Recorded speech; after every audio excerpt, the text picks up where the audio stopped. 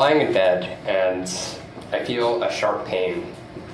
It's not just a headache or a stomach ache, but it's a pain that radiates through my whole body and it clamps down on me. I look down at my body, but I can't seem to locate its source. So I close my eyes and I become Miss Frizzle on the Magic School Bus.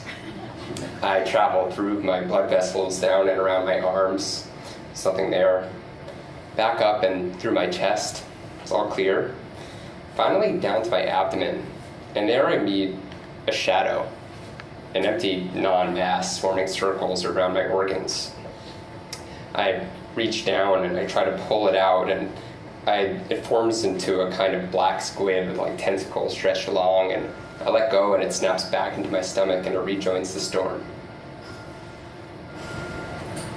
And before you go on thinking I ate the world's craziest dragon roll, I'll disclose to you that the evil shadow squid wasn't real. This was a dream. But once we're done figuring out what this dream means, you might just start to question the boundary between what you consider dreams and reality.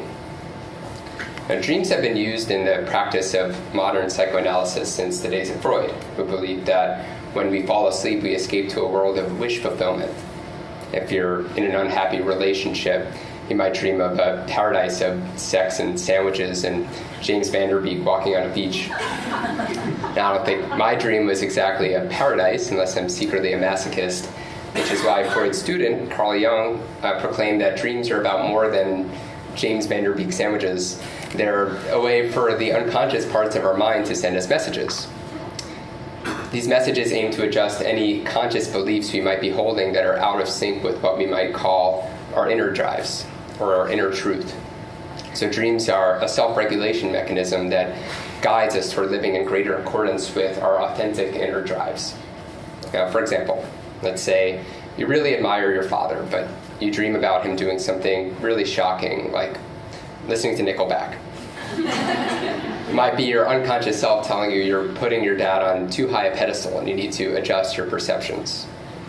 Or maybe you dream you're stuck in an infinite loop where it's always Friday over and over and you're just hopping in Rebecca Black's backseat and heading to school.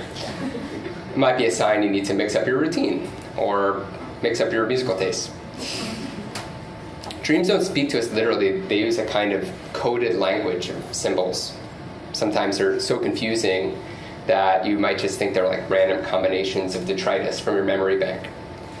Actually, the first dream I ever wrote down, I went to art school instead of engineering school, which is already crazy enough for me, but I'll let you know that at art school I dated Beyonce and then proceeded to watch her eat a lion at a gas station. I'll save dissecting that dream for another talk, but the point is no matter how bizarre or nonsensical the dream seems, if you learn how to read it, there's something that it can tell you. And if you think Beyonce eating a lion at a gas station is particularly insane, start watching your own dreams and see what comes up for you. If you think you're the type of person who can't remember your dreams, just sit still for a second after you wake up and focus and see if you can find a single strand or thread to hold on to, maybe an image or a feeling. And suddenly the entire tapestry of the dream will start to reveal itself.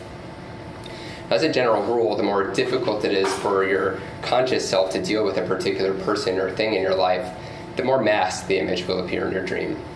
So if you're having an emotional conflict with your mother, especially if you won't admit it to yourself, she might appear in your dream as the mother of an acquaintance, or Mother Earth, or my personal go-to, RuPaul. Jung called these masked images sensors, and they complicate your ability to understand what's happening in the dream. So if you want to interpret a dream, the first thing to do is go through each of those images and think about all the possible associations in your life. To home in on the correct one, think about how are you feeling when you're presented with that image. So remember earlier, you were shocked by your dad listening to Nickelback. Now, what if you were actually really stoked because you're like the world's #1 Nickelback fan? And suspend your disbelief for the thought experiment. The interpretation might be different. And then ask yourself the most important question, which is, what conscious beliefs might this be adjusting for me? So what was my shadow squid trying to teach me? Well, I was going through some major transitions at the time of this dream. I had recently quit my job as a designer at IBM and spun down my media company, Makeshift. I moved to San Francisco to be with my first same-sex partner, and then promptly broke up. I started my current company, Able Health, which has tested pretty much everything I thought I knew about leadership. And I also developed a gut condition, which would prove quite tricky to resolve despite seeing dozens of doctors and reading every half-credible blog post. In fact, it remains to this day impossible to resolve and only really possible to manage. Okay, now we've got some conscious material to work with to interpret the dream.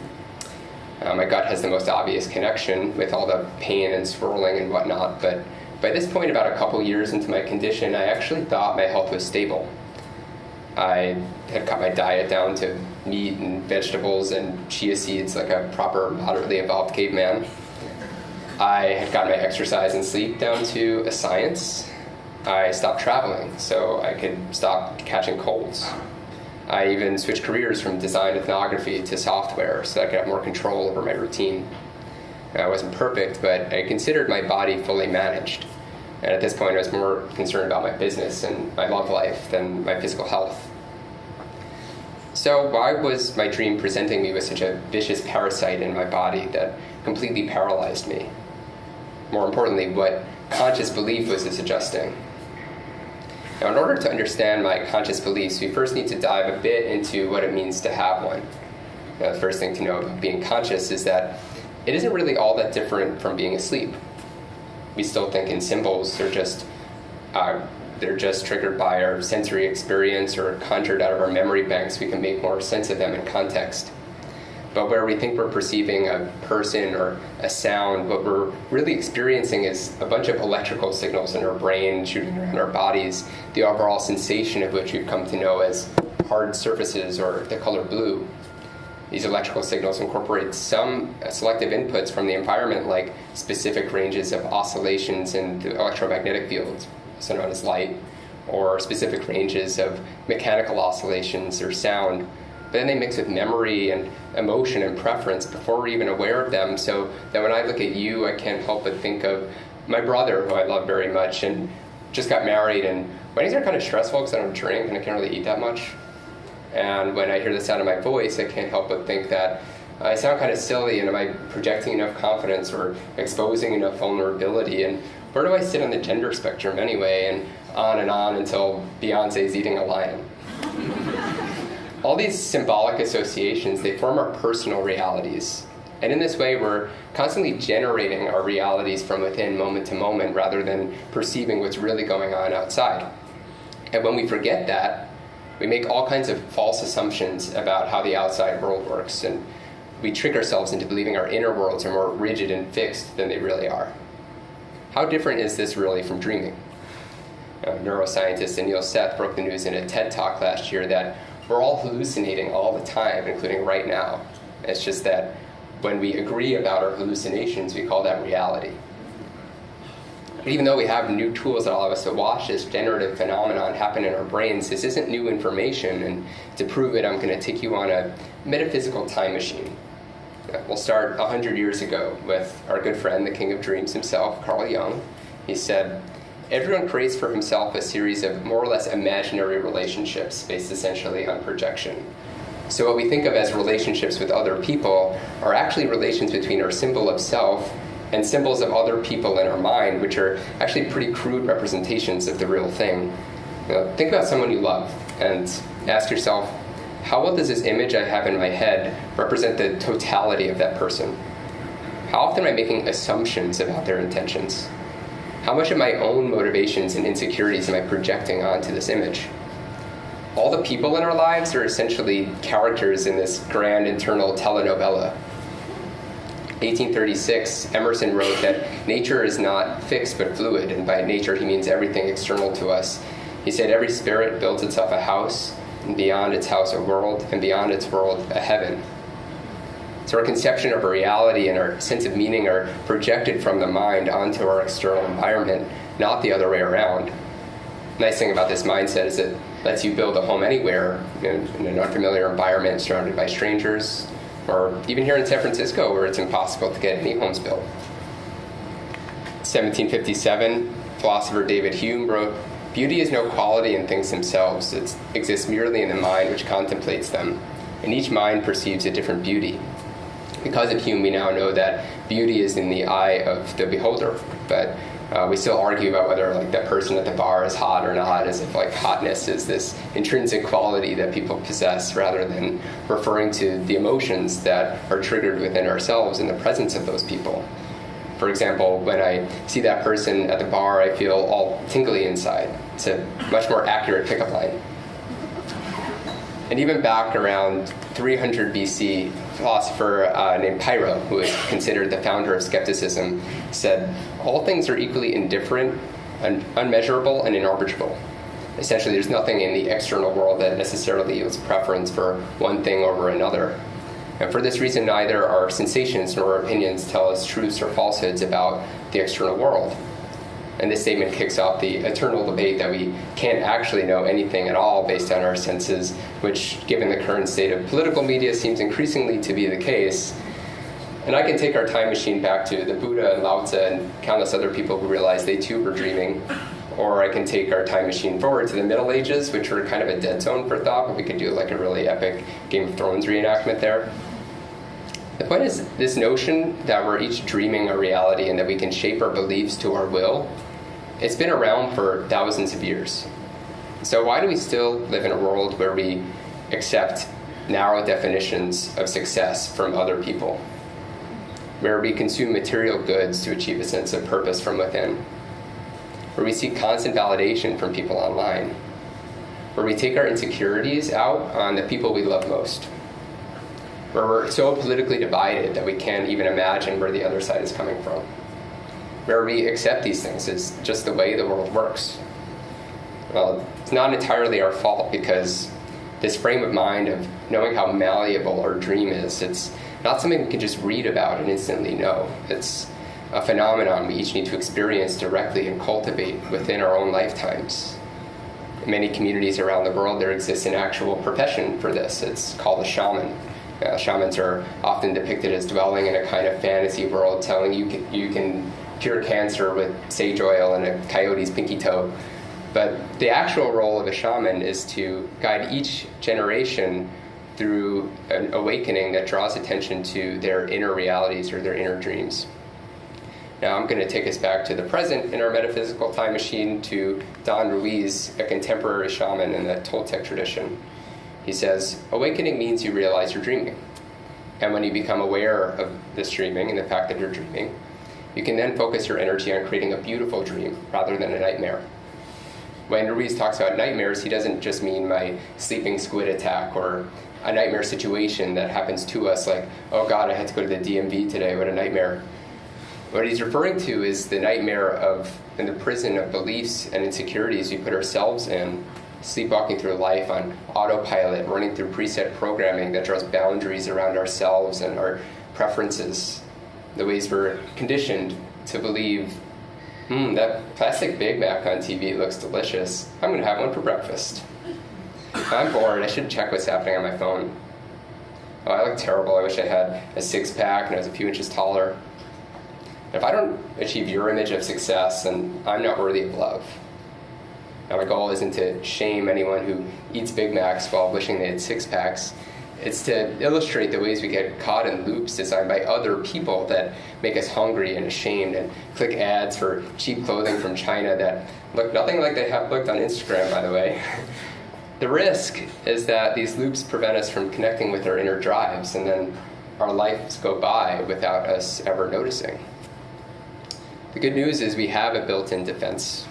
The deeper we are in these nightmares where our beliefs are disconnected from our inner drives, the more likely it is that our unconscious minds will start sending us messages, like terrifying squid monsters.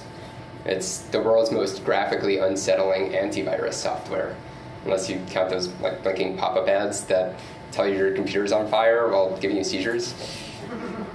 So back to the question at hand, what conscious beliefs were programmed into me? For one, illness is a foreign agent that I could go to a doctor to have extracted from my body. When I couldn't fix it, I didn't deserve my partner's affection. I should feel ashamed and afraid every time I put food in my mouth. My ability to lead will always be constrained by my ability to pull late nights and fly to conferences and put on a show of stability. I need to manage my condition into submission by constraining my options in life. These are some of the beliefs that showed up in my antivirus scam. I wasn't controlling my illness. My need to control it was imprisoning me. How do you unlearn beliefs that run this deep? Well, first, you sit with yourself in silence and you let your own thoughts arise. Meditate. And you see these thoughts for what they are: stories, hallucinations, dreams. You start to catch them before they cause emotion or action or attachment. You journal about them. You trace their lineage and expose their fraudulent roots. Maybe even write them down on a piece of paper and light it on fire and watch your nightmare burn to ash. Now, a word of caution. I know deprogramming yourself sounds really cool and it's all the kids are doing it, but know that once you start, it's not so easy to stop. With all my beliefs lying naked in front of me, I started questioning a lot of things that I didn't want to question because they were comfortable for me. My political views, my relationships, what it meant to make an impact on the world and live a good life. For a while, I questioned whether anything was truly right or wrong, whether anything mattered at all in our uncaring universe. Some people call this having an existential crisis. This one's actually popular with the kids. I see one every time I open Tumblr. But I allowed myself to become a totally empty vessel, and I waded through darkness for about 6 months. But it doesn't have to stay dark, because remember, I am the creator of this dream. I give it meaning. The universe has no meaning to give me, and if I ask the universe to tell me what my purpose is, I'm not going to get an answer. Once we accept our agency as active creators of meaning rather than passive recipients of meaning, navigating the dark becomes a little easier, because in this place of darkness where you've shed your ego and insecurity, true flashes of light shine brightest. Now, this isn't a light that you see with your eyes by looking harder. It's a light that you feel in your body by being more present. Where is it that you authentically come alive? In the books you read, and your interactions with others, and work, and your acts of creation, and moving your body. Attune to those moments and find that spark and hold on to it and honor it, because it's your truth. And in those moments, commit to one action, one small action that you're going to take to bring more of that into your life. If you're feeling a spark right now, take a moment and make yourself a promise. It doesn't matter what it is. Go for a hike, make a piece of art, volunteer, read a book, go dancing, call your mom. What matters is that you do it now, before that spark dissolves and you forget whether it was ever real. You'll need to learn to trust this spark, because you've been lied to so many times before. How do you know this is the right thing to do and not eat a Big Mac or check your phone or go to church? Well, if you're doing the work to check your ego, to be aware of your insecurities, to see the outside world and other people more clearly, you'll find this spark to be a reliable guide. And it will guide you not from fear or greed, but from a place of love, discovering new connections where you once saw divisions, and beauty where you once saw banality, and the boundaries of your identity will start to rearrange themselves into the shape of your heart. And for me, my identity has grown to contain my illness. I no longer see it as an other, but a part of me and worthy of love.